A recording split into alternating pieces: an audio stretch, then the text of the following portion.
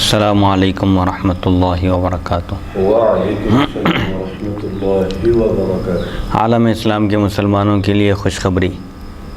باب العلم انواریہ educational society کے تحت چلنے والا ادارہ جامعہ انواریہ کے زیر اہتمام قرآن مجید کی تفسیر کے علاوہ حدیث شریف و فقہ کی مشہور و معروف معتبر و مستند صحاح ستہ کو ملا کر جملہ 25 کتابوں کی ویڈیو ریکارڈنگ کا سلسلہ شروع کیا جا چکا ہے۔ اسی کی ایک سنہری کڑی جامع ترمذی شریف کا درس بھی ہے، جو الحمدللہ جاری و ساری ہے۔ بیات شیخ المشائخ حضرت سید محمد عبد القدیر الحسینی المعروف نورانی پاشا رحمۃ اللہ علیہ، بانی و فاؤنڈر جامعہ انواریہ و باب العلم انواریہ ایجوکیشنل سوسائٹی حیدرآباد۔ سب سے پہلے عربی عبارت پڑھی جائے گی، حدیث شریف کا ترجمہ کیا جائے گا اور مختصر سی تشریح بیان کی جائے گی۔ اللہ تعالیٰ سے دعا ہے کہ وہ ہم کو سننے اور سنانے سے زیادہ احکام شریعت پر عمل کرنے کی توفیق عطا فرمائے، آمین۔ روزوں کا بیان چل رہا ہے، اس کی آج یہ تیسری نشست ہے۔ حدیث نمبر 692 سے آج کی اس نشست کا آغاز ہوتا ہے۔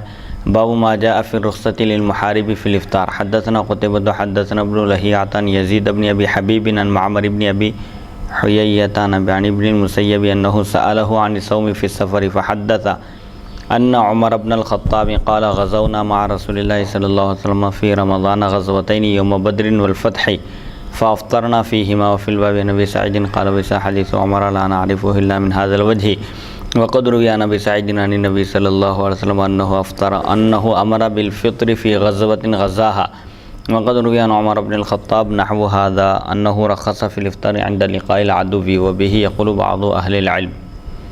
یہ بیان اس حکم کا جو مجاہد کے لیے افطار کی اجازت کے بارے میں آیا ہے۔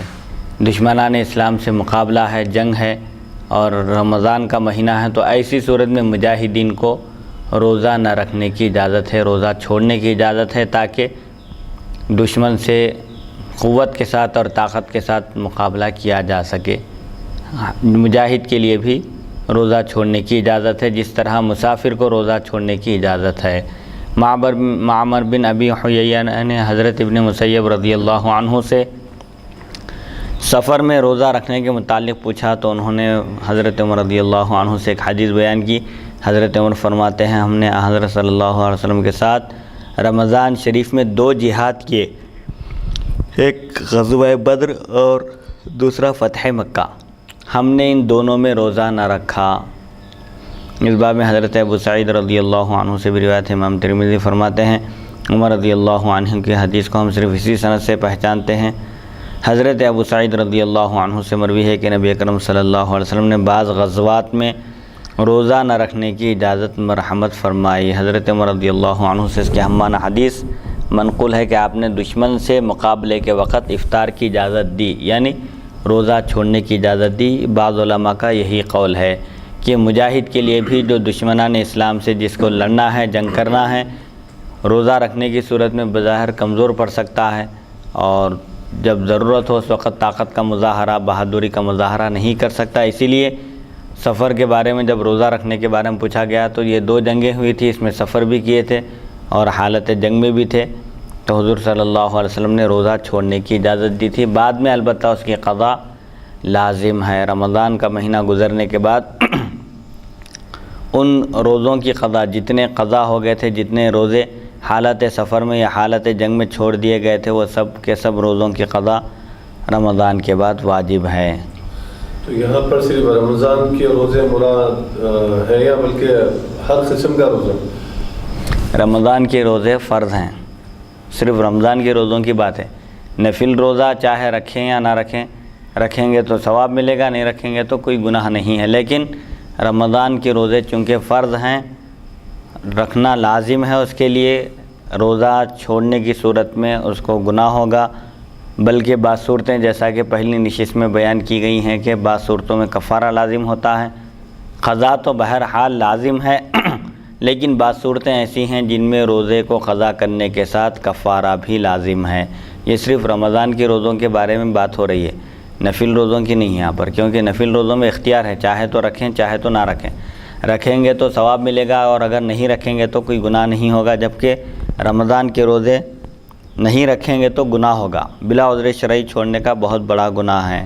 یعنی جہاد کے موقع پر رمضان کے روزے چھوڑے جا سکتے ہیں؟ رمضان کے روزے چھوڑے جا سکتے ہیں کیونکہ رمضان کے مہینے میں ہی غزوہ بدر، غالباً 17 رمضان کو جنگ بدر ہوئی، اور رمضان کے مہینے میں ہی مکہ مکرمہ میں پہنچے اور مکہ کو فتح کیا. اس وقت فاتحانہ شان سے مسلمان مکے میں داخل ہوئے، تو وہ بھی رمضان کا مہینہ ہی تھا، اس میں روزہ چھوڑ دیے تھے صحابہ حضور کی اجازت پر. حدیث نمبر 693. باب ما جاء فی الرخصۃ فی الافطار للحبلی والمرضع.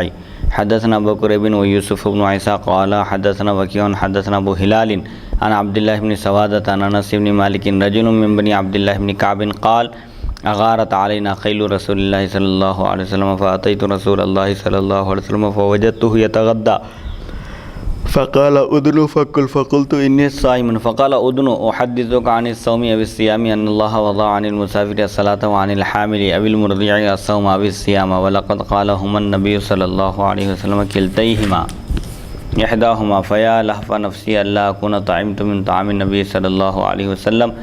وفي الباب عن ابي امية قال وسا حديث انس بن مالك الكعبي حديث حسن ولا نعرف لانس بن مالك هذا عن النبي صلى الله عليه وسلم غير هذا الحديث الواحد والعمل على هذا عند بعض أهل العلم. وقال بعض أهل العلم الحامل والمرضع يفطران ويقضيان ويطعمان وبه يقول سفيان ومالك والشافعي وأحمد. وقال بعضهم يفطران ويطعمان ولا قضاء عليهما وإن شاءتا قضاتا ولا إطعام عليهما وبه يقول إسحاق. یہ بیان اس حکم کا جو حاملہ عورت اور دودھ پلانے والی عورت کو افطار کی اجازت کے بارے میں آیا ہے. اگر کوئی عورت حمل سے ہے، رمضان کا مہینہ آ جائے تو اس کو روزہ چھوڑنے کی اجازت ہے. ایسے ہی دودھ پلانے والی عورت ہے تو اس کو بھی اجازت ہے. اگر یہ لوگ طاقت رکھتی ہیں اس کے باوجود روزہ رکھنے کی تو رکھ لیں تو بہتر ہے، نہ رکھیں تو ان کی قضا ان پر بعد میں واجب ہے. ان دو عذر کی صورت میں روزہ چھوڑنے کی اجازت ہے. ہاں جب وہ حمل سے ہو جاتی ہے مفتی صاحب جی، تو بچہ جو ہے معصوم ہوتا ہے تو اس کی غذا جو ہے دودھ پر ہی منحصر ہوتی ہے، یعنی وہ دودھ پر ہی زندہ رہتا ہے بچہ. جی. اگر ماں جو ہے روزہ رکھتی ہے جبکہ بچہ جب پیدا ہو جائے، تولد ہو جائے، دودھ پلانے کے زمانے میں اگر وہ روزہ رکھتی ہے تو میں یہ سنا ہوں کہ اس کا ثواب جو ہے دگنا ہے ایسی عورتوں کے لیے. لیکن کیونکہ معصوم بچے جو ہے وہ اس کو متاثر ہوتے ہیں. ہاں، اور اگر روزہ رہیں گے تو لازمت ہے کہ دودھ جو ہے کم آئے گا. تو ایسی صورت میں بچے کا جو دودھ ناکافی ہو رہا ہے تو بلکہ روزہ چھوڑنے کی جو اجازت دی گئی ہے اسی کو اختیار کرنا بہتر مناسب نہیں ہے، تاکہ بچے کو دودھ صحیح وافر مقدار میں جو ہے پہنچائی جائے. جی، یعنی دو صورتیں بتا رہے ہیں اس میں. شرعاً اجازت ہے حاملہ عورت کو اور مرضعہ کو کہ وہ رمضان کے مہینے میں روزہ چھوڑ دے. حمل سے ہے عورت، روزہ نہ رکھے تو کوئی اس پر مواخذہ نہیں ہے. ایسے ہی دودھ پلانے والی عورت ہے، بچہ متاثر ہو سکتا ہے، بچے کو نقصان پہنچ سکتا ہے، یا عورت کمزور پڑ سکتی ہے روزہ رہنے کی صورت میں، تو اس کو شرعاً اجازت ہے کہ وہ روزہ چھوڑ دے. نہیں کوئی طاقتور عورت ہے، ان تمام کاموں کو انجام دیتے ہوئے دودھ بھی پلا سکتی ہے، اس کو کوئی فرق نہیں پڑتا اس سے، تو ایسی صورت میں بعض فقہا فرماتے ہیں کہ رکھ لینا بہتر ہے اس کا روزہ. ہاں، یہ عذر شرعی ہے یہ بھی عورت کے لیے، اگر نہ رکھے تو کوئی مواخذہ گرفت نہیں ہے، بعد میں جب موقع ملے اس وقت اس کو قضا کرنا چاہیے. عبداللہ بن کعب کے ایک فرد حضرت انس بن مالک رضی اللہ عنہ فرماتے ہیں نبی اکرم صلی اللہ علیہ وسلم کے لشکر نے ہماری قوم پر حملہ کیا تو میں آپ کی خدمت میں حاضر ہوا. اس وقت آپ صلی اللہ علیہ وسلم کھانا تناول فرما رہے تھے. آپ صلی اللہ علیہ وسلم نے فرمایا قریب ہو جاؤ اور کھاؤ. میں نے عرض کیا میں روزے سے ہوں، تو آپ نے فرمایا قریب آؤ میں تمہیں روزے یا روزوں کا مسئلہ بتاؤں. اللہ تعالیٰ نے مسافر سے آدھی نماز اور حاملہ دودھ پلانے والی عورت سے روزے معاف فرما دیے ہیں. اللہ تعالیٰ نے مسافر کو یہ سہولت عطا فرمائی کہ وہ حالت سفر میں نماز میں قصر کرے، یعنی 4 رکعت والی نماز 2 رکعت پڑھے، جیسے ظہر ہے، عصر ہے، عشاء ہے.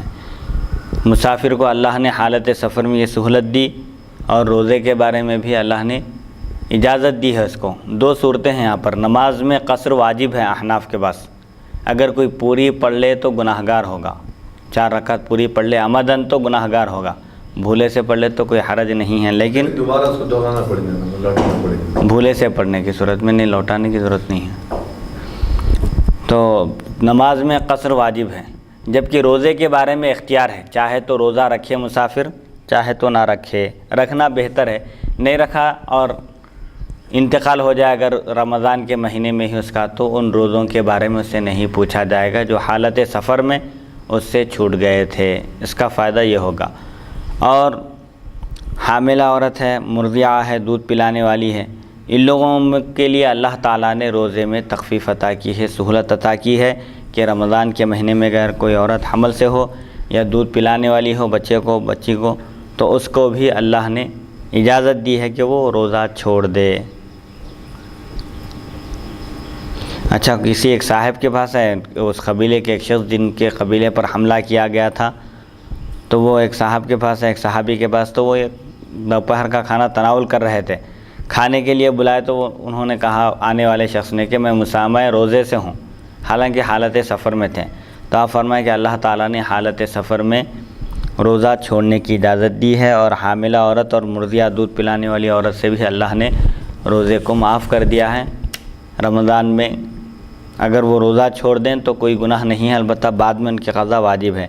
ये दोनों बातें हुज़ूर सल्लल्लाहु अलैहि वसल्लम ने, अच्छा दोनों के लिए हुज़ूर ने फरमाया कि मुसाफिर के लिए भी रोज़े में सहूलत है, रमज़ान के महीने में अगर वो हालत सफ़र में हो तो रोज़ा छोड़ सकता है, ऐसे ही हामिला औरत और दूध पिलाने वाली औरत भी।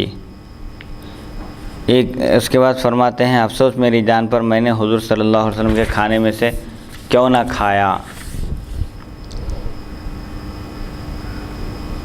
अच्छा, हुज़ूर सल्लल्लाहु अलैहि वसल्लम की खिदमत में ही हाज़िर हुए एक साहब जिनके कबीले पर हमला किया गया था, तो हुज़ूर सल्लल्लाहु अलैहि वसल्लम दोपहर का खाना तनाउल फरमा रहे थे। वो साहब आए तो आपने उनको भी दावत दी, खाने के लिए बुलाया, करीब हो जाओ फरमाए। तो शख्स अर्ज़ किए कि मैं रोज़े से हूँ। तो उन्होंने कहा कि अच्छा, हुज़ूर सल्लल्लाहु अलैहि वसल्लम फरमाए कि अल्लाह ताला ने मुसाफिर के लिए नमाज में तख़फ़ीफ़ अता की है, और हामिला औरत और दूध पिलाने वाली औरत के लिए रोज़े में तख़फ़ीफ़ और सहूलत अता फ़रमाई कि रमज़ान के महीने में ये दोनों औरतें, दूध पिलाने वाली औरत है या हमल वाली औरत है, रोज़ा ना रखें तो कोई गुनाह नहीं है।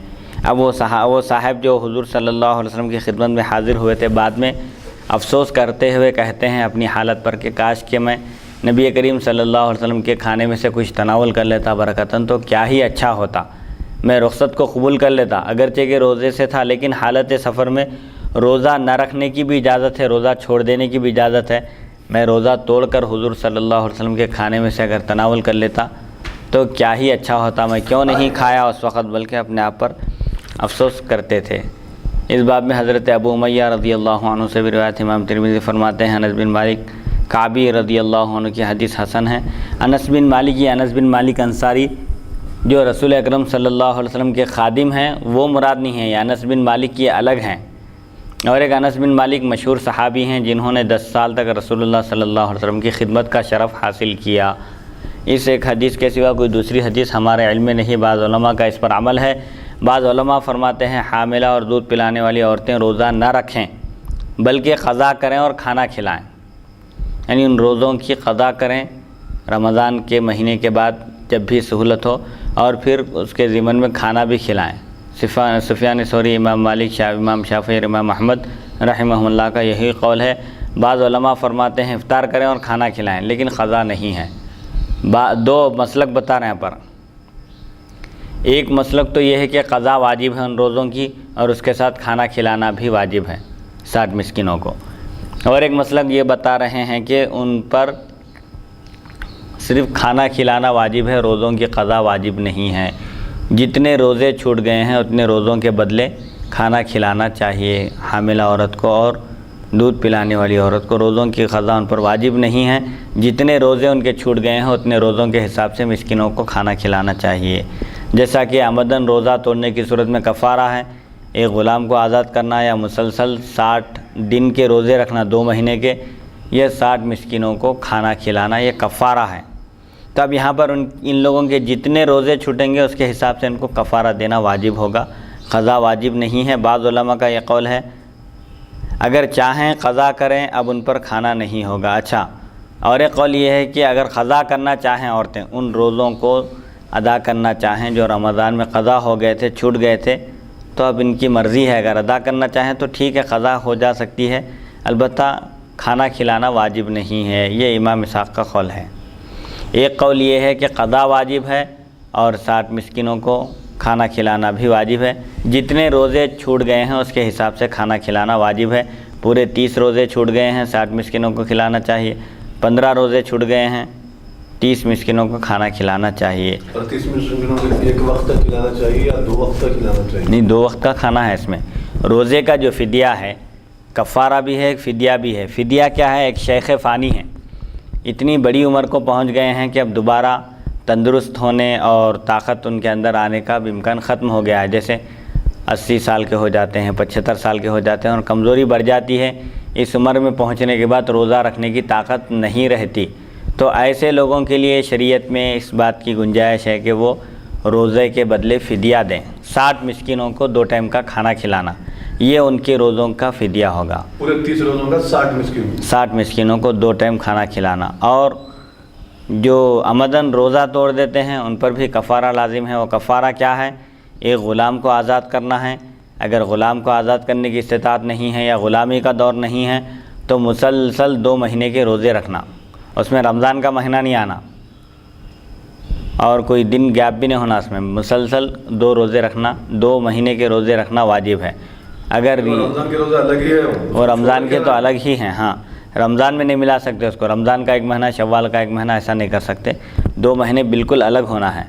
اور اگر اس کی بھی استطاعت نہ ہو، 2 مہینے روزے رکھنے کی بھی طاقت نہیں ہے، تو پھر 60 مسکینوں کو کھانا کھلانا یہ روزے کا کفارہ ہے۔ لیکن طاقت رکھتے ہوئے نہ 60 مسکینوں کو کھانا کھلانا چاہتا ہے، تو کیا ایسی صورت میں اس کو کھانا کھلانے کی اجازت ہے؟ نہیں، یہ کفارے کی جو صورتیں بتائی گئی ہے اس میں ترتیب ہے قرآن پاک میں، جس ترتیب سے بیان کیا گیا ہے اسی ترتیب سے اس کو ادا کرنا ہے۔ مثال کے طور پر قسم کا کفارہ ہے، کوئی قسم کھا کر قسم توڑ دے تو کفارہ کیا ہے؟ فکفارتہ اطعام 10 مساکین، 10 مسکینوں کو کھانا کھلانا اوسط درجے کا۔ اگر کسی کے پاس کھانا کھلانے کی استطاعت نہیں ہے تو 10 مسکینوں کو کپڑے پہنانا، اگر اس کی بھی استطاعت نہیں ہے تو 1 غلام آزاد کرنا ہے۔ اگر وہ بھی استطاعت نہ ہو، غریب ہے کوئی آدمی، کچھ کر ہی نہیں سکتا، نہ کھانا کھلا سکتا ہے، نہ کپڑے بنا سکتا ہے، نہ ہی غلام آزاد کر سکتا ہے، تو 4تھے نمبر پر ہے اس کے لیے 3 دن کے روزے رکھنا مسلسل پے در پے۔ ایک آدمی مالدار ہے، پیسے رکھتا ہے، لیکن روزوں کے ذریعے اگر کفارہ ادا کرنا چاہے قسم کا تو نہیں ادا کر سکتا۔ اسٹیپ بائی اسٹیپ آنا ہے اس کو، پہلے 10 مسکینوں کو کھانا کھلانا ہے، اس کی استطاعت رکھتے ہوئے 10 مسکینوں کو کھانا کھلانے کی استطاعت رکھتے ہوئے پیسے بچانے کے لیے روزے رکھ کے کفارہ ادا کرنا چاہے تو اس کا کفارہ ادا نہیں ہوگا۔ ایسے ہی زہار کے کفارے میں بھی ترتیب بتائی گئی، ایک غلام کو آزاد کرنا ہے، اگر غلام کو آزاد کرنے کی استطاعت نہ ہو تو مسلسل 2 مہینے کے روزے رکھنا ہے، اور اگر 2 مہینے کے روزے رکھنے کی طاقت نہ ہو تب 60 مسکینوں کو کھانا کھلانا ہے۔ اب یہ روزے کے کفارے میں بھی ایسا ہی ہے۔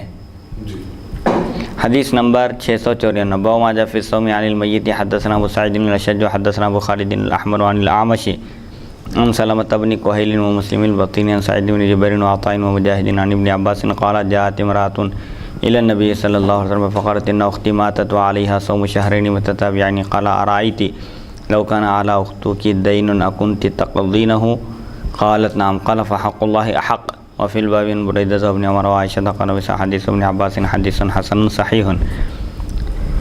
میت کی طرف سے، مرحوم کی طرف سے روزہ رکھنے کا بیان۔ ایک شخص کا انتقال ہو چکا ہے تو کیا اس کی جانب سے روزہ رکھا جا سکتا ہے؟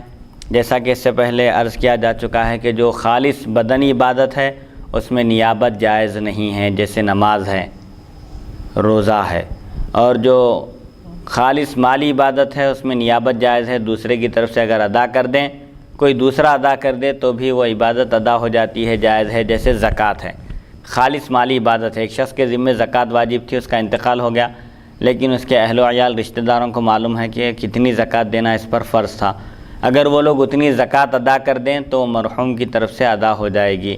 اور ایک عبادت جو مالی عبادت بھی ہے اور بدنی عبادت بھی ہے، جیسے حج ہے، اس میں بھی نیابت کو علماء نے جائز قرار دیا ہے۔ حج بدل کیا جا سکتا ہے، دوسرے کی طرف سے حج کیا جا سکتا ہے جبکہ وہ وہاں پہنچنے کی استطاعت نہ رکھتا ہو۔ تو اب روزے کے بارے میں البتہ فقہاء کرام یہ فرماتے ہیں کہ اگر کوئی میت کی طرف سے روزہ رکھے، اب اس کی طرف سے تو نیابت جائز نہیں ہے روزے میں، البتہ فدیہ دے دے، اس کے بدلے 60 مسکینوں کو 2 ٹائم کا کھانا فراہم کرے، تو انشاءاللہ اللہ تعالیٰ کی ذات سے امید ہے کہ اللہ تعالیٰ اس سے روزوں کو معاف فرما دے گا۔ حضرت ابن عباس رضی اللہ عنہما سے روایت ہے، ایک عورت نبی کریم صلی اللہ علیہ وسلم کی خدمت میں حاضر ہوئی اور عرض کرنے لگی کہ میری بہن انتقال کر گئی ہے، اس کے ذمے مسلسل 2 مہینے کے روزے ہیں، 2 مہینے کے روزے رکھنا باقی تھا، وہ اس کا انتقال ہو گیا ہے۔ تو آپ صلی اللہ علیہ وسلم نے فرمایا اگر تمہاری بہن پر قرض ہوتا اور تم ادا کر دیتی، اکنتی تقدیرہ، کیا تم ادا کرتی تھی؟ اگر بہن پر قرض ہوتا تو ادا کرتی تھی؟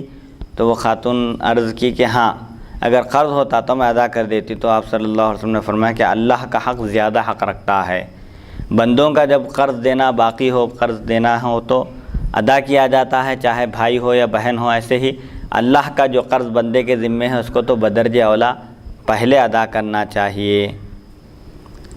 تو اس باب میں حضرت بریدہ ابن عمر اور عائشہ رضی اللہ عنہم سے بھی روایت منقول ہے۔ امام ترمذی فرماتے ہیں ابن عباس کی حدیث حسن صحیح ہے۔ تو روزے کے بارے میں بہرحال فقہاء کرام یہ فرماتے ہیں کہ قرضہ جس طرح ادا کرنے کی صورت میں ادا ہو جاتا ہے، بعض فقہاء فرماتے ہیں اگر میت کی طرف سے روزہ بھی رکھیں تو میت کو اس روزے کا ثواب پہنچتا ہے، اس کی طرف سے ادا ہوتا ہے۔ لیکن چونکہ خالص بدنی عبادت ہے روزہ بھی، اسی لیے اس میں احناف کے پاس نیابت جائز نہیں ہے۔ دوسرے کی طرف سے روزہ رکھ کر یہ سمجھنا کہ اس کے ذمے جو روزے تھے وہ ادا ہو گئے، یہ درست نہیں ہے۔ روزے کا ثواب البتہ پہنچایا جا سکتا ہے، لیکن وہ روزہ اس کی طرف سے ہو جائے جیسے حج بدل میں حج کرتے ہیں دوسرے کی طرف سے، ایسا کوئی دوسرا شخص دوسرے کی طرف سے روزہ نہیں رکھ سکتا، کیونکہ روزہ ہر فرد پر فرض ہے۔ ایسا نہیں ہے کہ ایک جماعت، ایک قبیلہ، ایک محلہ اگر ادا کر لے تو سب سے روزے ساقط ہو جائیں۔ جس طرح نماز فرض عین ہے، ہر فرد پر فرض ہے، ایسے ہی روزہ بھی ہر فرد پر فرض ہے جبکہ کوئی عذر شرعی نہ ہو۔ البتہ امام محمد رحمۃ اللہ علیہ فرماتے ہیں کہ اگر کسی کے ذمے نمازیں ہوں یا روزے ہوں جو وہ ادا کرنا باقی تھا، اور اس کے اہل و عیال، اس کے رشتہ دار، کوئی بھی دوست احباب وغیرہ اگر اس کی طرف سے روزوں کا فدیہ دے دیں تو اللہ تعالیٰ کی ذات سے امید ہے کہ اللہ اس فدیے کو قبول کرے گا اور اس کے روزوں کو اسے معاف کر دے گا۔ حدیث نمبر 695، اور اس حدیث میں قیاس کرنے کی بھی دلیل ہے۔ حضور اللہ کے قرض کو بندوں کے قرض پر قیاس کر رہے ہیں۔ جس طرح بندوں کے پیسے اگر دینا کوئی باقی تھا اور اس کا انتقال ہو گیا تو کیا قرض کا معاملہ ختم ہو جائے گا؟ قرض تو اس کے ذمے باقی رہے گا۔ اب کوئی اگر اس کے دوست احباب، رشتہ دار، بیوی بچے کوئی اگر ادا کر دیں تو کیا ادا ہوگا، یا جو شخص قرض لیا تھا وہی ادا کرنا ضروری ہے؟ تو جو شخص قرض لیا تھا وہی ادا کرنا ضروری نہیں ہے، اگر اس کے رشتہ دار بھی اس کی طرف سے ادا کر دیں تو ادا ہو جاتا ہے، اور ادا کرنے کی فکر کرتے ہیں تو پھر یہ تو اللہ کا قرض ہے جو بندے کے ذمے ہے، اس کی طرف تو بدرجہ اولا توجہ کرنا چاہیے۔ حدیث نمبر 695، حدثنا ابو بکر بن حدثنا ابو خالد الاحمر عن الاعمش بهذا الاسناد نحوه قال محمد وقد روى غير ابي خالد عن الاعمش مثل روایت ابي خالد قال وروى ابو معاويه وغير واحد هذا الحديث عن الاعمش عن مسلم البطيني عن سعيد بن جبير عن ابن عباس عن النبي صلى الله عليه وسلم ولم يذكروا فيه عن سلمة بن كهيل ولا عن عطاء ولا عن مجاہد۔ ابو بکر بن بواس سے ابو خالد احمد اعمش سے اسی سند کے ساتھ اس کے ہم مثل حدیث نقل کی۔ امام بخاری فرماتے ہیں ابو خالد کی روایت کی مثل کئی دوسرے راویوں نے بھی حدیث بیان کی۔ امام ترمذی فرماتے ہیں ابو معاویہ اور کئی دوسرے راویوں نے یہ حدیث بواسطہ اعمش، مسلم بن بطین اور سعید بن جبیر حضرت ابن عباس رضی اللہ عنہما سے مرفوعاً نقل کی ہے، لیکن اس میں سلمہ بن کہیل، عطا اور مجاہد کے واسطے کا ذکر نہیں۔ حدیث نمبر 694۔ مفتی صاحب اس میں ابھی اسی نشست میں جو ابھی تھوڑی دیر پہلے جو حدیث شریف گزری ہے جی کہ وہ صحابی عرض کرتے ہیں کہ کاش حضور صلی اللہ علیہ وسلم تناول کرنے کے لیے مجھے فرمائے تو اس میں اگر میں کھا لیتا تو کیا ہی اچھا ہوتا، جی جبکہ سفر میں جو ہے اجازت ہے روزہ نہ رکھنے کی، جی تو اس کو اگر میں اختیار کر لیتا اور حضور کے ساتھ میں بھی جو ہے تناول فرماتا تو میرے لیے کیا ہی اچھا ہوتا، کیا ہی بہتر ہوتا، جبکہ وہ شریعت کے مطابق عمل کر رہے تھے، لیکن اس کے باوجود اللہ کے رسول صلی اللہ علیہ وسلم کے ارشاد کی تعمیل میں جی انہوں نے اس بات کو جو ہے مطلب روزہ نہ توڑا بلکہ روزہ رکھا ہے، لیکن اس کے بعد ان کو افسوس ہوا. جی تو اس حدیث مبارک میں امت کے لیے کیا تعلیم ہے کہ اللہ و رسول کی اطاعت کی تعلیم اس میں دی جا رہی ہے کہ ہر صورت میں ہر موقع پر حضور اکرم صلی اللہ علیہ وسلم کی اطاعت اور ان سے محبت رکھنا چاہیے. جی وہی بہرحال حضور صلی اللہ علیہ وسلم جیسا کہ بلانے پر آپ کے فرض نماز بھی توڑ دینے کا حکم ہے. اگر حضور کا حکم ہو کوئی عبادت بھی کر رہے ہیں وہ عبادت بھی چھوڑی جا سکتی ہے. جیسا کہ یہ تو حالت سفر میں روزہ تھے، حالانکہ حالت سفر میں اجازت بھی ہے روزہ چھوڑنے کی، توڑ دے سکتے تھے وہ صحابی، لیکن انہوں نے روزہ نہیں توڑا، بعد میں افسوس کیے. تو اس سے یہی معلوم ہوتا ہے کہ حضور صلی اللہ علیہ وسلم کیونکہ شارع بھی ہیں، آپ کو اختیارات ہیں، آپ کسی سے کوئی عبادت ساقط کرنا چاہیں تو وہ بھی کر سکتے ہیں. کوئی چیز کسی کے لیے حرام ہے اس کے لیے اگر جائز قرار دینا چاہیں، اس کو اس کی اجازت دینا چاہیں خصوصی استثناء کر کے، تو اللہ نے آپ کو اس کا بھی اختیار عطا فرمایا ہے.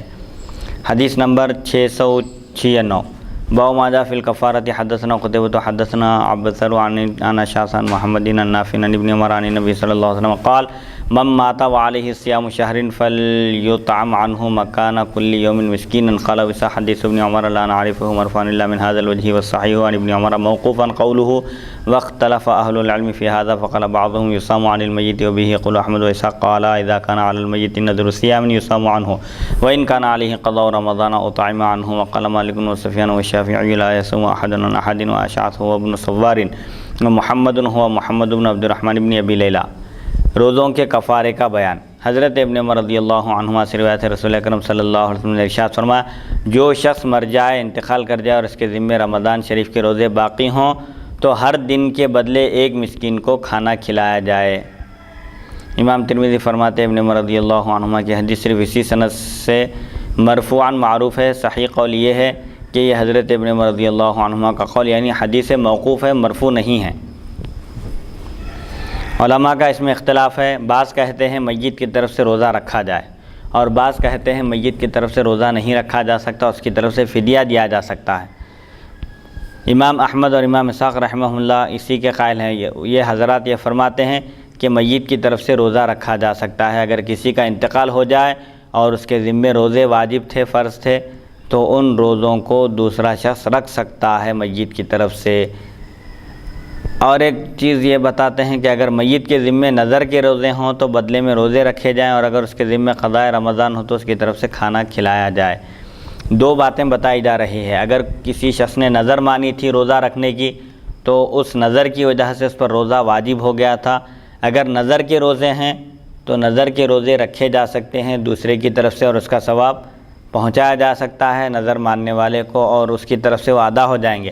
البتہ اگر جس شخص کا انتقال ہوا ہے اس کے ذمے رمضان کے قضا روزے تھے تو ان قضا روزوں کو دوسرا شخص ادا نہیں کر سکتا، وہاں پر ان قضا روزوں کے بدلے فدیہ دینا واجب ہے، کھانا کھلا دیا جائے گا. امام مالک، سفیان ثوری، امام شافعی رحمہ اللہ فرماتے ہیں کوئی شخص کسی دوسرے کی طرف سے روزہ نہ رکھے. بہرحال تقریباً ائمہ حدیث اور فقہا اس بات پر متفق ہیں کہ روزہ بھی چونکہ خالص بدنی عبادت ہے، اس میں نیابت جائز نہیں ہے، کوئی دوسرا کسی کی طرف سے روزہ نہیں رکھ سکتا. البتہ اگر کسی کے ذمے روزے باقی ہوں اور اس کا انتقال ہو جائے تو ایسی صورت میں اس کے ورثاء کا یہ فرض بنتا ہے کہ وہ اس کے روزوں کے کفارے کا انتظام کریں، اس کی طرف سے کفارہ ادا کریں تاکہ اللہ تعالیٰ کی گرفت سے وہ محفوظ ہو جائے. اشعث سے مراد ابن سوار ہیں اور محمد سے مراد محمد بن عبد الرحمن بن ابی لیلہ ہیں. حدیث نمبر 697 باب ما جاء فی الصیام یذرعہ القیء. حدثنا محمد بن عبید المحاربی حدثنا عبد الرحمن بن زید بن اسلم عن ابی عطاء بن یسار عن ابی سعید الخدری قال قال رسول اللہ صلی اللہ علیہ وسلم ثلاث لا یفطرن الصائم الحجامة والقيء والاحتلام. قال وسا حديث أبي سعيد الخدري غير محفوظ وقد روى عبد الله بن زيد بن أسلم وعبد العزيز بن محمد وغير واحد هذا الحديث عن زيد بن أسلم مرسلا ولم يذكروا فيه عن أبي سعيد وعبد الرحمن بن زيد بن أسلم يضعف في الحديث. سمعت أبا داود السجزي يقول سألت أحمد بن حنبل عن عبد الرحمن بن زيد بن أسلم فقال أخوه عبد الله بن زيد لا بأس به سمعت محمدا یذکر عن علی بن عبداللہ قال عبداللہ بن زید بن اسلم ثقۃ وعبد الرحمن بن زید بن اسلم ضعیف قال محمد ولا اروی عنہ شیئا۔ حالت روزے میں قے کا حکم۔ اگر حالت روزے میں کسی کو الٹی ہو جائے، قے ہو جائے تو کیا روزہ ٹوٹ جاتا ہے؟ حضرت ابو سعید خدری رضی اللہ عنہ سے روایت رسول اکرم صلی اللہ علیہ وسلم نے ارشاد فرمایا، 3 چیزیں روزے دار کا روزہ نہیں توڑتی۔ سینگی لگوانا، پہلی چیز پچھنا لگوانا ہے۔ یہ عرب میں ایک طریقہ تھا، جسم میں جو فاسد خون ہوتا، فاسد مادہ ہوتا تھا، خراب بیکار، اس کو گردن کے پاس کچھ سینگی وغیرہ لگا کر اس خون کو خارج کر دیا جاتا تھا، جسم میں جو فاسد مادہ ہے، فاسد خون ہے۔ تو پچھنا لگانے سے روزہ نہیں ٹوٹتا، اور قے سے اور احتلام سے۔ لیکن بعض فقہا کا یہ مسلک ہے، دیگر احادیث شریفہ میں آیا ہے کہ پچھنا لگانے سے روزہ ٹوٹ جاتا ہے، کیونکہ جسم سے عمدن خون نکالنے کی صورت میں روزہ ٹوٹ جاتا ہے۔ بعض فقہا کے پاس یہ مسئلہ ہے کہ پچھنا لگانے کی صورت میں روزہ ٹوٹ جائے گا۔ عمدن قے کرنے سے بھی روزہ ٹوٹ جاتا ہے، ہاں خود بخود اگر قے ہو جائے تو اس سے روزہ نہیں ٹوٹتا۔ امام ترمذی فرماتے ہیں ابو سعید خدری رضی اللہ عنہ کی حدیث غیر محفوظ ہے۔ عبداللہ بن زید بن اسلم، عبدالعزیز بن محمد اور کئی دوسرے راویوں نے یہ حدیث زید بن اسلم سے مرسل روایت کی اور ابو سعید کا واسطہ ذکر نہیں کیا۔ عبد الرحمن بن زید بن اسلم کو حدیث میں ضعیف کہا گیا ہے۔ میں نے ابو داؤد سجزی سے سنا، فرماتے ہیں میں نے امام احمد بن حنبل سے عبد الرحمن بن زید کے بارے میں پوچھا تو انہوں نے فرمایا کہ ان کے بھائی عبداللہ بن زید میں کوئی حرج نہیں۔ میں نے امام بخاری سے سنا، انہوں نے علی بن عبداللہ سے نقل کیا کہ عبداللہ بن زید بن اسلم ثقہ ہیں اور عبد الرحمن بن زید ضعیف ہیں۔ امام بخاری فرماتے ہیں میں ان سے کوئی روایت نہیں لیتا۔ حدیث نمبر 698، باب ما جاء فی من استقاء عمدا۔ جان بوجھ کر قے کرنے سے، عمدن قے کرنے سے روزہ ٹوٹ جاتا ہے۔ اگر عمدن نہ ہو قے تو ایسی صورت میں روزہ نہیں ٹوٹتا۔ حدثنا علی بن حجر حدثنا عیسی بن یونس عن ہشام بن حسان عن ابن سیرین عن ابی ہریرہ ان النبی صلی اللہ علیہ وسلم قال من ذرعه القيء فليس عليه قضاء ومن استقاء عمدا فليقضي۔ وفي الباب عن ابي الدرداء وثوبان وفضالة بن عبيد قال عیسی حدیث ابی ہریرہ حدیث حسن غریب لا نعرفه من حدیث ہشام عن ابن سیرین عن ابی ہریرہ عن النبی صلی اللہ علیہ وسلم الا من حدیث عیسی بن یونس وقال محمد لا اراه محفوظا۔ قال ابو عیسی وقد روی هذا الحديث من غیر وجه عن ابی ہریرہ عن النبی صلی اللہ علیہ وسلم ولا يصح اسناده وروی عن ابی الدرداء وثوبان وفضالة بن عبید ان النبی صلی اللہ علیہ وسلم قاء فافطر۔ انما معنى هذا الحديث ان النبي صلى الله عليه وسلم كان صائما متطوعا فقاء فضعف فافطر، لذلك هكذا روي في بعض الحديث مفسرا والعمل عند اهل العلم على حديث ابي هريره عن النبي صلى الله عليه وسلم ان الصائم اذا ذرعه القيء فلا قضاء عليه واذا استقى عمدا فليقضي، وبه يقول الشافعي وسفيان الثوري واحمد واسحاق۔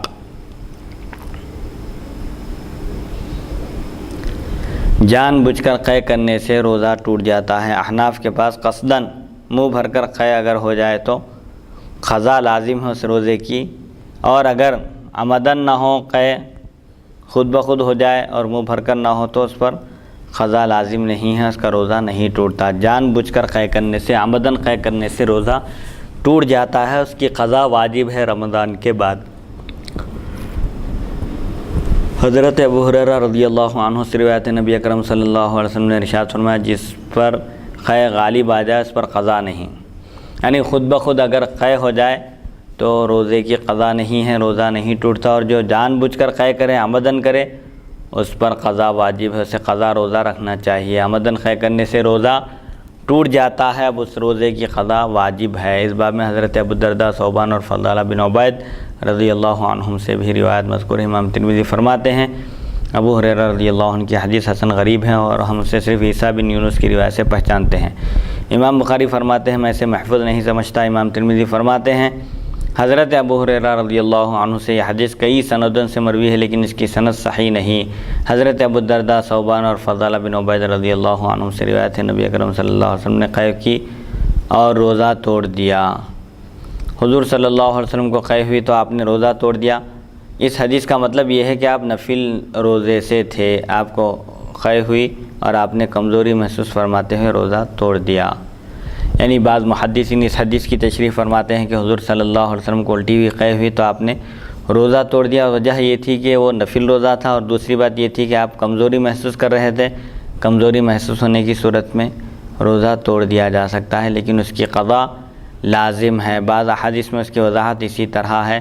علماء کا ابو ہریرہ رضی اللہ عنہ کی حدیث پر عمل ہے کہ خود بخود قے سے قضا نہیں، لیکن جان بوجھ کر قے کرنے سے قضا لازم ہے۔ امام شافعی، سفیان ثوری، امام احمد اور امام اسحاق رحمہ اللہ کا یہی مسلک ہے، بلکہ احناف کا بھی یہی مسلک ہے کہ اگر کوئی عمدن الٹی کرے، قے کرے، تو اس کا روزہ ٹوٹ جاتا ہے اور اس پر قضا لازم ہے۔ اگر خود بخود قے ہو جائے تو روزہ نہیں ٹوٹتا۔ حدیث نمبر 669، باب ما جاء فی الصائم یأکل ویشرب ناسیا۔ حدثنا سعید الاشج حدثنا بخاری الاحمر عن حجاج عن قتادة عن ابن سیرین عن ابی ہریرہ قال قال رسول اللہ صلی اللہ علیہ وسلم من اکل او شرب ناسیا فلا یفطر فانما هو رزق رزقه اللہ۔ یہ بیان اس حکم کا جو روزے دار کے بارے میں آیا ہے، جو بھول کر کھاتا ہے اور پی لیتا ہے، یعنی روزے دار اگر بھول کر کھا لے یا پی لے تو اس کا روزہ نہیں ٹوٹتا، بشرطے کہ اس کو یاد نہ ہو، بھول کر ہو ایسا۔ اگر یاد رکھتے ہوئے کھائے گا تو یہ عمدن روزہ توڑنے میں آئے گا، قضا بھی لازم ہے اور کفارہ بھی لازم ہے۔ اور بھول کر کھانے پینے کی صورت میں نہ قضا لازم ہے نہ کفارہ لازم ہے، بلکہ وہ روزہ اس کا باقی ہے، برقرار رہے گا، ٹوٹے گا نہیں۔ حضرت ابو ہریرہ رضی اللہ عنہ سے روایت ہے، رسول اکرم صلی اللہ علیہ وسلم نے فرمایا جس نے بھول کر کھا لیا یا پی لیا وہ روزہ نہ توڑے، یہ تو وہ رزق ہے جو اللہ تعالیٰ نے اسے عطا فرمایا، اللہ کی جانب سے عطا کیا ہوا رزق ہے، چیز ہے وہ۔ بھول کر کھا لیں یا پی لیں حالت روزہ میں، چاہے رمضان کا مہینہ ہی کیوں نہ ہو، روزہ نہیں ٹوٹتا۔ جب روزہ ٹوٹا ہی نہیں تو اس کی قضا بھی لازم نہیں۔ اب ایک مسئلہ یہ ہے کہ اگر کوئی حالت روزے میں بھول کر کھا رہا ہے یا پی رہا ہے اور کوئی دوسرا شخص اس کو دیکھ رہا ہے تو اس کو یاد دلانا چاہیے یا نہیں؟ اس سلسلے میں فقہا فرماتے ہیں کہ جو شخص بھول کر کھا رہا ہے یا پی رہا ہے وہ بوڑھا ہے، کمزور ہے، ضعیف ہے، لاغر ہے، نحیف ہے، بیمار ہے، ایسا شخص ہے جو تندرست نہیں ہے تو اس کو یاد نہیں دلانا چاہیے۔ اور اگر کوئی ہٹا کٹا نوجوان ہے، طاقتور ہے، جسمانی اعتبار سے فٹ ہے، مضبوط ہے، ایسا شخص بھول کر اگر رمضان میں کھا رہا ہے یا پی رہا ہے تو اس کو یاد دلایا جا سکتا ہے کہ وہ روزے سے ہے۔ حدیث نمبر 700، حدثنا ابو سعید حدثنا ابو اسامۃ عن عوف عن ابن سیرین وخلاص عن ابی ہریرہ عن النبی صلی اللہ علیہ وسلم مثلہ ونحوہ وفی الباب عن ابی سعید واسحاق الغنوی قال وسا حدیث ابی ہریرہ حدیث حسن صحیح والعمل على هذا عند اکثر اہل العلم وبه يقول سفیان الثوری والشافعی واحمد واسحاق وقال مالک بن انس اذا اکل فی رمضان ناسیا فعلیہ القضاء والاول اصح۔ حضرت ابن سیرین اور خلاص نے بواسطہ حضرت ابو ہریرہ رضی اللہ عنہ اس کے ہم معنی روایت نقل کی۔ اس باب میں حضرت ابو سعید اور ام اسحاق غنویہ رضی اللہ عنہ سے بھی روایت منقول ہیں۔ امام ترمذی فرماتے ہیں ابو ہریرہ رضی اللہ عنہ کی حدیث حسن صحیح ہے۔ اکثر علماء کا اس پر عمل ہے، سفیان ثوری، امام شافعی، امام احمد اور امام اسحاق رحمہ اللہ بھی اسی کے قائل ہیں کہ اگر کوئی روزے کی حالت میں بھول کر کھا لے یا پی لے تو اسے روزہ نہیں ٹوٹتا۔ امام مالک بن انس رحمۃ اللہ علیہ فرماتے ہیں اگر رمضان میں بھول کر کھا لے تو قضا ہے، لیکن پہلا قول زیادہ صحیح ہے، بھول کر کھا لے تو قضا نہیں ہے۔ عمدن اگر کوئی روزہ توڑ دے تو ایک الگ مسئلہ ہے، لیکن اگر روزے دار حالت روزہ میں بھول کر کھا لے یا پی لے، چاہے وہ رمضان کا روزہ ہو یا نفل روزہ ہو یا کوئی اور روزہ ہو، روزہ نہیں ٹوٹتا۔ بھول کر کھانے پینے سے روزہ نہیں ٹوٹتا، باقی رہتا ہے۔ حدیث نمبر 701، باب ما جاء فی الافطار متعمدا۔ حدثنا بندار حدثنا یحیی بن سعید وعبد الرحمن بن مہدی قال حدثنا سفیان عن حبیب بن ابی ثابت حدثنا ابو المطوس عن ابیہ عن ابی ہریرہ قال قال رسول اللہ صلی اللہ علیہ وسلم من افطر یوما من رمضان من غیر رخصۃ ولا مرض لم یقض عنہ صوم الدہر کلہ وإن صامه قال وسا حدیث حدیث لا نعرف الا من هذا الوجه وسمعت محمدا يقول ابو المطوس اسمه يزيد بن المطوس ولا اعرف له غير هذا الحديث۔ جان بوجھ کر کوئی اگر افطار کر لے، حالت روزے میں جان بوجھ کر کھا لے تو اس کا روزہ ٹوٹ جاتا ہے، اس پر قضا بھی لازم ہے اور کفارہ بھی لازم ہے۔ حضرت ابو ہریرہ رضی اللہ عنہ سے روایت ہے نبی کریم صلی اللہ علیہ وسلم نے ارشاد فرمایا جس نے بغیر شرعی اجازت اور بیماری کے رمضان شریف کا ایک روزہ بھی توڑا اسے عمر بھر کے روزے کفایت نہیں کر سکتے اگرچہ کہ وہ تمام عمر روزہ رکھے۔ امام ترمذی فرماتے ہیں ابو ہریرہ رضی اللہ عنہ کی حدیث کو ہم صرف اسی سند سے پہچانتے ہیں۔ میں نے امام بخاری سے سنا، وہ فرماتے ہیں ابو مطوس کا نام یزید بن مطوس ہے اور ان سے اس کے علاوہ کوئی دوسری حدیث میرے علم میں نہیں ہے۔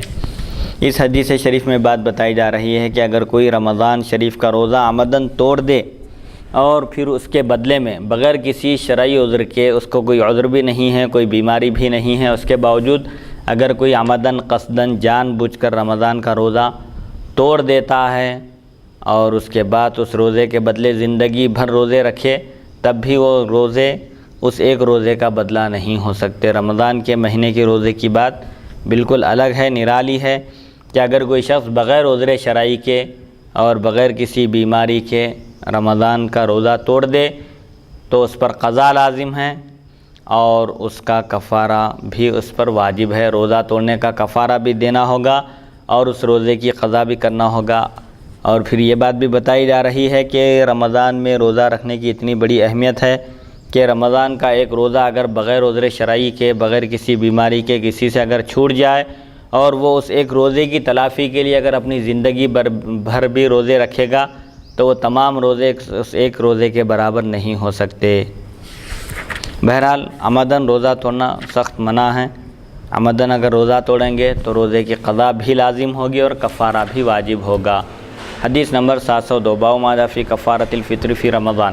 حدثنا نصر بن علی الجہضمی وابو عمار المعنى واحد واللفظ لفظ ابی عمار قال حدثنا سفیان بن عیینۃ عن الزہری عن حمید بن عبد الرحمن عن ابی ہریرہ قال اتاه رجل فقال یا رسول اللہ هلكت قال وما اهلكك قال وقعت على امرأتي في رمضان قال هل تستطيع أن تعتق رقبة قال لا قال فهل تستطيع أن تصوم شهرين متتابعين قال لا قال فهل تستطيع أن تطعم 60 مسكينا قال لا قال اجلس فجلس فأتي النبي صلى الله عليه وسلم بعرق فيه تمر والعرق والمكتل الضخم قال فتصدق به فقال ما بين لابتيها أحد أفقر منا قال فضحك النبي صلى الله عليه وسلم حتى بدت أنيابه قال خذه فأطعمه أهلك۔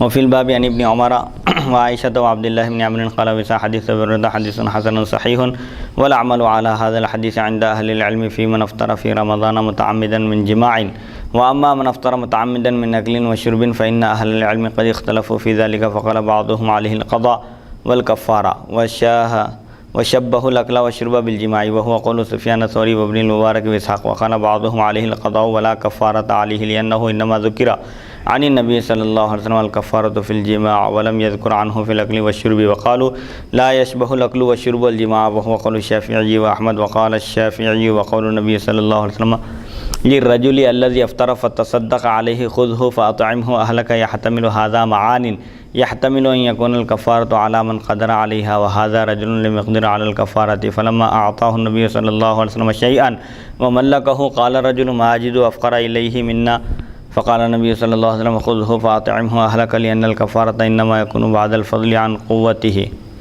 الفضل عن قوته واختار الشافعي لمن كان على مثل هذا الحال أن يأكله وتكون الكفارة عليه دينا فمتى ما ملك يوما كفارا۔ رمضان کے روزے کا کفارہ، اگر کوئی رمضان میں عمدن روزہ توڑ دے تو اس پر روزے کی قضا بھی واجب ہے اور کفارہ دینا بھی واجب ہے۔ کفارہ ایک غلام کو آزاد کرنا ہے۔ اگر ایک غلام کو آزاد کرنے کی استطاعت طاقت نہ ہو تو مسلسل 60 دن کے 2 مہینے کے روزے رکھنا ہے۔ اگر اس کی بھی استطاعت نہ ہو تو پھر 60 مسکینوں کو کھانا کھلانا ہے۔ حضرت ابو ہریرہ رضی اللہ عنہ سے روایت ایک شخص نے بارگاہ رسالت میں آپ صلی اللہ علیہ وسلم میں حاضر ہو کر عرض کیا یا رسول اللہ صلی اللہ علیہ وسلم میں ہلاک ہو گیا۔ آپ صلی اللہ علیہ وسلم نے فرمایا کس چیز نے تمہیں ہلاک کیا؟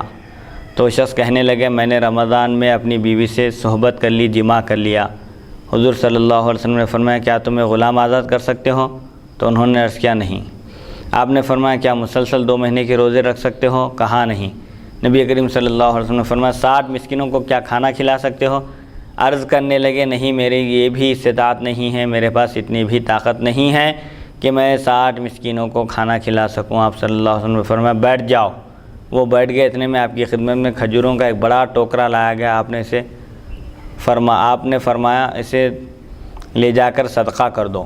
حضور صلی اللہ علیہ وسلم کی خدمت میں کھجور کا ایک بڑا ٹوکرا پیش کیا گیا تو آپ صلی اللہ علیہ وسلم نے اس آنے والے شخص سے کہا جو مسئلہ دریافت کر رہے تھے، رمضان میں بیوی سے صحبت کر بیٹھے تھے، عمدن روزہ ٹوٹ گیا تھا، حضور صلی اللہ علیہ وسلم کی خدمت میں حاضر ہوئے اور پوچھا تو آپ صلی اللہ علیہ وسلم نے تینوں چیزوں کا ذکر کیا، کیا غلام آزاد کر سکتے ہو؟ تو انہوں نے کہا نہیں۔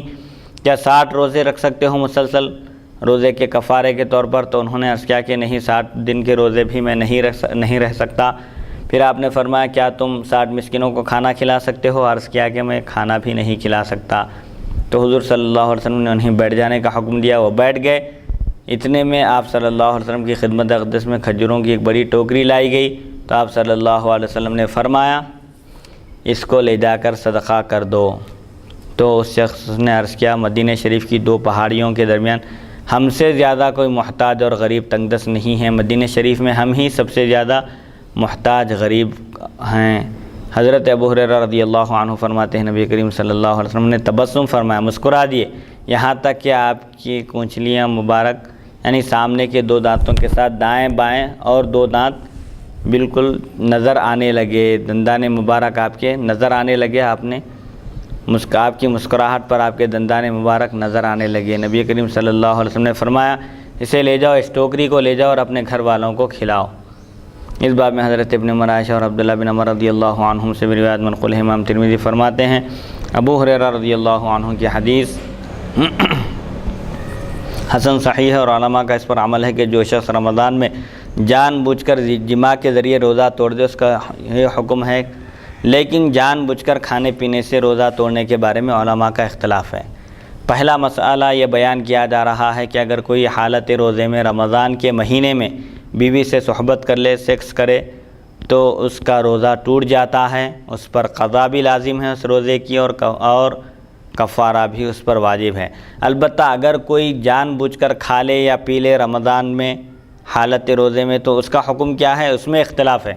علماء کا اس بارے میں کوئی اختلاف نہیں ہے کہ عمدن جماع کرنے سے روزہ ٹوٹ جاتا ہے، اس روزے کی قضا لازم ہے اور کفارہ بھی واجب ہے۔ البتہ اختلاف عمدن کھانے پینے کی صورت میں ہے کہ اگر کوئی عمدن حالت روزہ میں کھا لے یا پی لے تو اس کا روزہ ٹوٹ جاتا ہے، اس پر قضا لازم ہے لیکن کفارہ لازم نہیں ہے۔ بعض علماء یہ فرماتے ہیں، بعض علماء فرماتے ہیں اس پر قضا اور کفارہ دونوں ہیں۔ پہلا مسلک یہ ہے کہ اگر کوئی شخص رمضان میں عمدن کھا لے یا پی لے حالت روزے میں تو اس کا روزہ ٹوٹ جاتا ہے، اس پر قضا بھی لازم ہے اور کفارہ بھی لازم ہے۔ احناف کے نزدیک یہی مسئلہ ہے کہ جس طرح عمدن جماع کرنے سے روزہ ٹوٹ جاتا ہے، اس روزے کی قضا لازم ہوتی ہے اور کفارہ واجب ہوتا ہے، تو کھانے پینے کا بھی یہی حکم ہے۔ حالت روزے میں رمضان میں عمدن کوئی کھا لے یا پی لے، یہ تمام روزوں کے لیے بھی یہی حکم ہے، چاہے وہ نفل روزہ ہی کیوں نہ ہو۔ اگر کوئی عمدن توڑ دے تو اس روزے کی قضا بھی لازم ہے اور کفارہ بھی واجب ہے۔ اور بعض علماء فرماتے ہیں، انہوں نے کہا کہ کھانے پینے کو جماع کے مشابہ قرار دیا۔ جو علماء، جو فقہاء کرام عمدن حالت روزہ میں کھانے اور پینے سے روزہ ٹوٹ جاتا ہے یہ کہتے ہیں اور اس پر قضا لازم ہے اور کفارہ بھی واجب ہے، ان کا کہنا یہ ہے کہ عمدن کھانا اور پینا بھی عمدن جماع کرنے کی طرح ہے۔ سفیان ثوری، ابن مبارک، امام صاحب رحمہ اللہ کا یہی نظریہ ہے۔ بعض علماء کے نزدیک اس پر قضا ہے، کفارہ نہیں۔ اچھا، بعض علماء یہ فرماتے ہیں جو اختلافی مسئلہ چل رہا ہے، حالت روزے میں اگر کوئی عمدن کھا لے یا پی لے تو بعض علماء کا یہ نظریہ ہے کہ اس پر صرف قضا لازم ہے، کفارہ نہیں، کیونکہ نبی کریم صلی اللہ علیہ وسلم سے جماع کے بارے میں کفارے کا ذکر منقول ہے، کھانے پینے کے بارے میں نہیں۔ یہ حدیث شریف جو ہے جماع کے بارے میں ہے کہ ایک صحابی حالت روزے میں اپنی بیوی کے قریب ہو گئے، رمضان میں صحبت کی، تو چونکہ صرف صحبت کا ذکر ہے اس لیے عمدن کوئی اگر اپنی بیوی سے جماع کرے حالت روزے میں رمضان کے مہینے میں یا نفل روزے میں، بہرحال جو بھی روزہ ہو اس حالت میں اگر اس طرح کا عمل کرے تو اس کا روزہ ٹوٹ جاتا ہے اور اس پر قضا بھی لازم ہے، کفارہ بھی واجب ہے۔ ایسے ہی کھانے پینے کے بارے میں بھی حکم ہے، لیکن علماء کی ایک جماعت یہ کہتی ہے کہ اگر کوئی عمدن حالت روزے میں کھا لے یا پی لے تو اس کا روزہ ٹوٹ جاتا ہے، لیکن اس پر صرف قضا واجب ہے، کفارہ نہیں۔ امام شافعی اور امام احمد رحمہ اللہ کا یہی قول ہے۔ امام شافعی فرماتے ہیں نبی کریم صلی اللہ علیہ وسلم کا روزہ توڑنے والے کو کھجوریں دیتے ہوئے یہ فرمانا ہے کہ یہ لے لو اور اپنے گھر والوں کو کھلاؤ، یہ مختلف معانی کا احتمال رکھتا ہے۔ کئی معانی اس کے اندر ہو سکتے ہیں کہ یہ ٹوکرا لے لو، یہ لے جاؤ اور اپنے گھر والوں کو کھلاؤ۔ کیا مطلب ہے؟ یہ بھی احتمال ہے کہ کفارہ صرف اسی پر ہے جسے طاقت ہو۔ ہاں، اسے معلوم ہوتا ہے کہ جو شخص کفارہ ادا کرنے کی طاقت رکھتا ہے، کفارہ دے سکتا ہے، اسی پر کفارہ واجب ہے، اور جو کفارہ دینے کی طاقت نہیں رکھتا اس پر کفارہ واجب نہیں ہے، صرف روزے کی قضا واجب ہے۔ اور یہ شخص کفارے کی ادائیگی پر قادر نہ تھا۔ یہ جو صاحب آئے تھے حضور صلی اللہ علیہ وسلم سے عرض کیے کہ مجھ سے رمضان میں اس طرح کا گناہ ہو گیا ہے، روزہ ٹوٹ گیا ہے، مجھے کیا کرنا چاہیے؟ تو یہ شخص کفارہ بھی ادا نہیں کر سکتے تھے۔ جب آپ صلی اللہ علیہ وسلم نے کھجوریں عطا فرما کر کھجوروں کا ان کو مالک بنا دیا، تو انہوں نے عرض کیا کہ ہم مدینے کی سرزمین پر ہم سے زیادہ کوئی محتاج نہیں ہے۔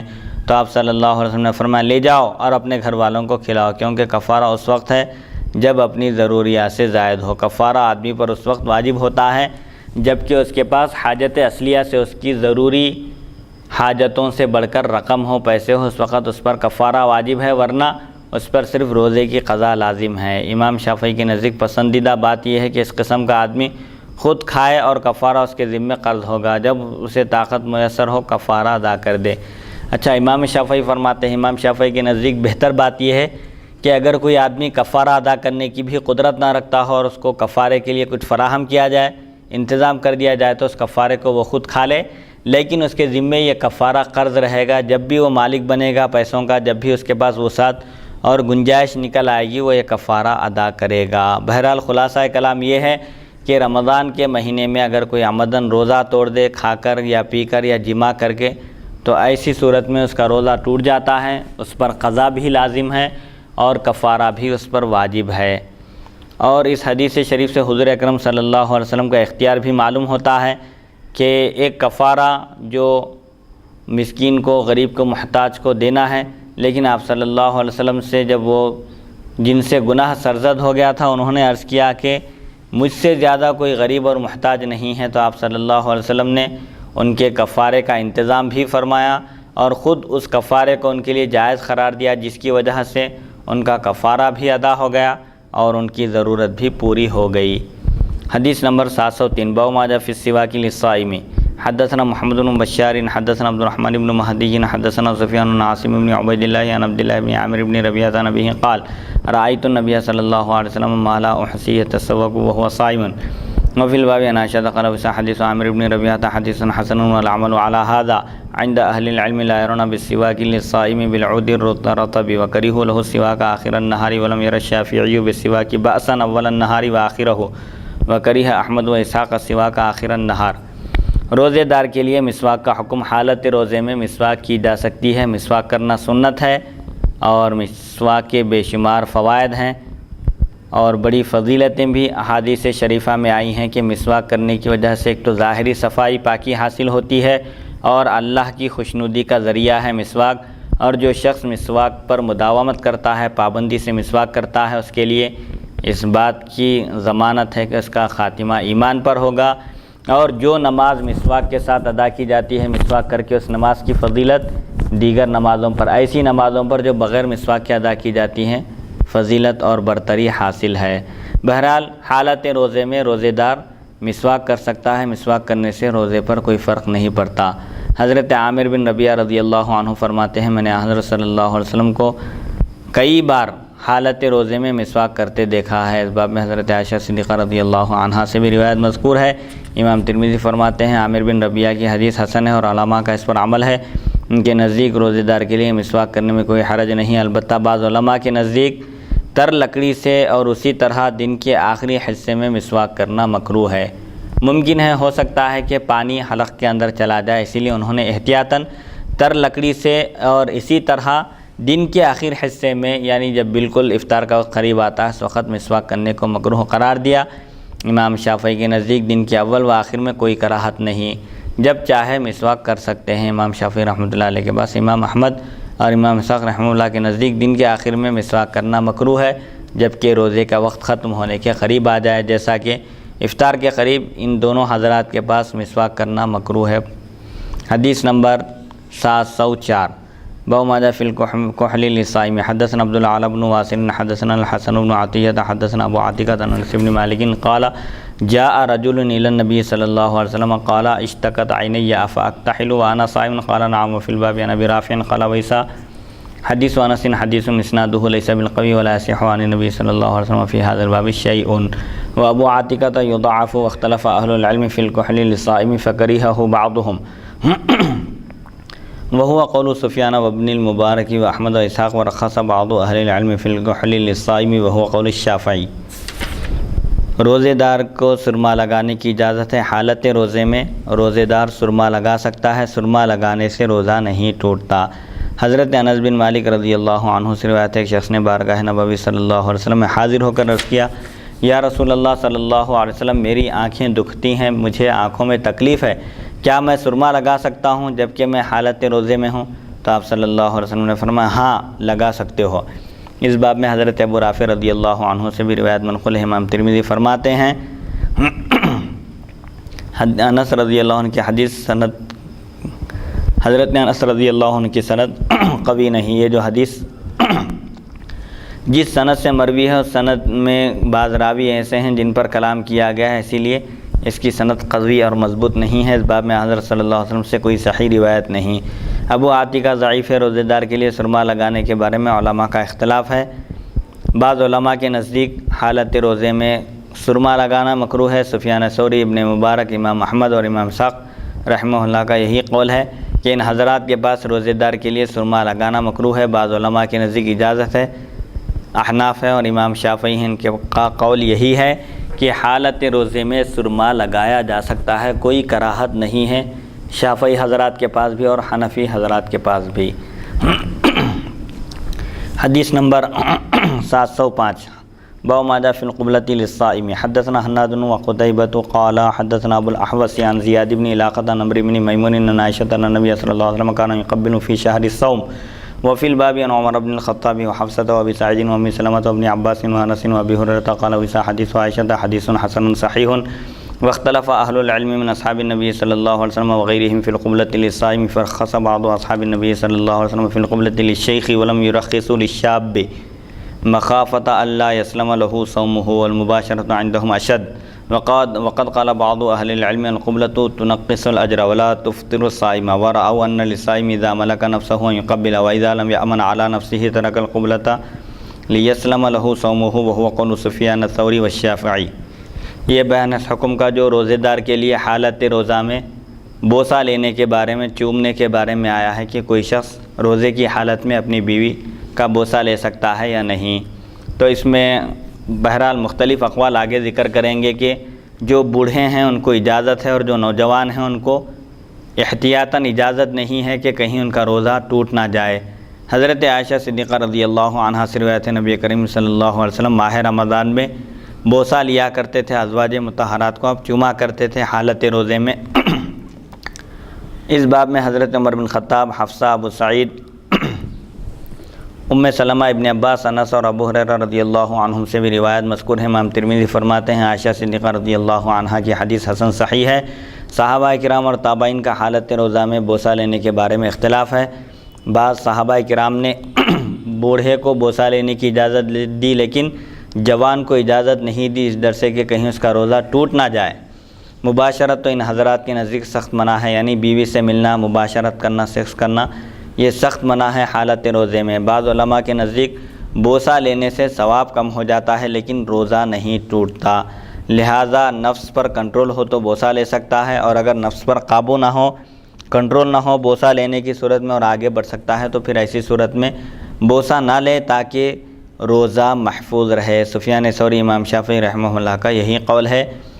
اب جیسا کہ بعض اختلافات کی وجوہات بتائی جاتی ہے کہ ایک شخص نے حضور صلی اللہ علیہ وسلم سے حالت روزہ میں بوسہ لینے کے بارے میں دریافت کیا، اجازت طلب کی، تو آپ صلی اللہ علیہ وسلم نے ایک شخص کو اجازت دی اور ایک شخص کو آپ نے بوسہ لینے سے منع کر دیا۔ اس کی وجہ یہ بیان کی جاتی ہے کہ جس شخص کو آپ صلی اللہ علیہ وسلم نے حالت روزہ میں بوسہ لینے کی اجازت دی تھی وہ بوڑھے تھے، فتنے کا خوف نہیں تھا اور بوسے کے بعد پھر صحبت وغیرہ کا ڈر نہیں تھا، اس لیے آپ نے ان کو اجازت دی، اور جنہوں نے حالت روزہ میں بوسہ لینے کی اجازت طلب کی تھی آپ نے ان کو منع کر دیا، اس کی وجہ یہ تھی کہ وہ نوجوان تھے، اور نوجوانی کی صورت میں چونکہ خطرہ زیادہ رہتا ہے، روزہ محفوظ نہیں رہ سکتا، اسی لیے احتیاط کی جائے، مقدمے کے قریب بھی نہ جائے۔ اسی لیے اللہ تعالیٰ نے قرآن پاک میں فرمایا کہ زنا کے محرکات کے بھی قریب نہ جاؤ ورنہ زنا کے مرتکب ہو جاؤ گے۔ تو مقدمات تک کوئی پہنچے گا تو ظاہر بات ہے وہ اصل معاملے میں بھی پڑ جائے گا۔ اسی لیے احتیاط کا تقاضا یہ ہے کہ روزے کو بچانے کے لیے، روزے کو محفوظ رکھنے کے لیے ان چیزوں سے احتیاط کی جائے، گریز کیا جائے۔ البتہ نفس پر کنٹرول ہے، قابو پا سکتا ہے، رک جا سکتا ہے، تو ایسی صورت میں اس کے لیے بوسہ لینے کی اجازت ہے۔ حدیث نمبر 706، باب ما جاء فی مباشرۃ الصائم، حالت روزے میں مباشرت۔ حدثنا ابن ابی عمر حدثنا وکیع حدثنا اسرائیل عن ابی اسحاق عن ابی میسرۃ عن عائشہ قالت کان رسول اللہ صلی اللہ علیہ وسلم یباشرنی وهو صائم وکان املککم لعربہ۔ حضرت عائشہ صدیقہ رضی اللہ عنہ فرماتی ہیں نبی کریم صلی اللہ علیہ وسلم روزے کی حالت میں مجھ سے مباشرت فرماتے، اور آپ صلی اللہ علیہ وسلم تم میں سب سے زیادہ اپنی خواہش پر قابو پانے والے تھے۔ مباشرت سے مراد صرف بوس و کنار ہے، بیوی کے ساتھ ملاعبت ہے، خوش طبعی کے ساتھ پیش آنا مراد ہے، ورنہ صحبت اور جماع تو روزے کو توڑنے والی چیز ہے۔ مباشرت سے مراد یہاں پر ظاہری مباشرت ہے، صرف بوس و کنار مراد ہے۔ اور حضرت عائشہ صدیقہ رضی اللہ عنہ یہ بھی فرماتی ہیں کہ حضور صلی اللہ علیہ وسلم اپنی خواہش پر، اپنی حاجت پر تم سب سے زیادہ قابو پانے والے، کنٹرول کرنے والے تھے، اسی لیے اب حالت روزے میں مباشرت کرتے تھے۔ حدیث نمبر 707، حدثنا حناد حدثنا ابو معاویہ عن الاعمش عن ابراہیم عن علقمۃ والاسود عن عائشہ قالت کان رسول اللہ صلی اللہ علیہ وسلم یقبل ویباشر وهو صائم وکان املککم لعربہ قال هذا حدیث حسن صحیح وابو میسرۃ اسمہ عمرو بن شرحبیل ومعنى لعربہ یعنی لنفسہ۔ حضرت عائشہ صدیقہ رضی اللہ عنہ فرماتی ہیں نبی کریم صلی اللہ علیہ وسلم روزے کی حالت میں بوسہ لیتے اور مباشرت فرماتے، اور آپ صلی اللہ علیہ وسلم تم سب سے زیادہ اپنی خواہش پر قابو پاتے تھے، اسی لیے آپ صلی اللہ علیہ وسلم حالت روزے میں بوس و کنار بھی کرتے تھے، آپ کو اس کا اختیار تھا۔ امام ترمذی فرماتے ہیں یہ حدیث حسن صحیح ہے۔ ابو میسرہ کا نام عمرو بن شرحبیل ہے، اور لفظ لعربہ کے معنی اپنے نفس کے ہیں، یعنی اپنے نفس پر، اپنی نفس کی خواہش پر سب سے زیادہ آپ قابو پاتے تھے، آپ کو کنٹرول حاصل تھا۔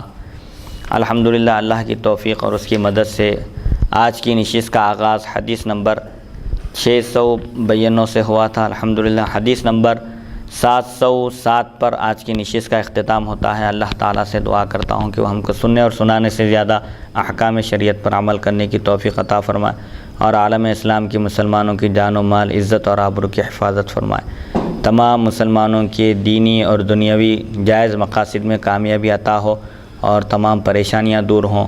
جو حضور اکرم صلی اللہ علیہ وسلم کے دین متین کی خدمت انجام دے رہے ہیں اور آپ کے ارشادات اور احادیث شریفہ کی نشر و اشاعت کا بیڑا اٹھائے ہوئے ہیں، اللہ تعالیٰ ان کی زندگیوں میں برکت عطا کرے، ان کی آل اولاد کو خوش و خرم رکھے، تمام جائز مقاصد میں کامیابی عطا ہو، اور ہر موڑ پر، ہر مرحلے میں کامیابی اور خوشیاں نصیب ہو۔ صلی اللہ تعالیٰ علی خیر خلقہ سیدنا محمد و آلہ و صحبہ اجمعین والحمد للہ رب العالمین۔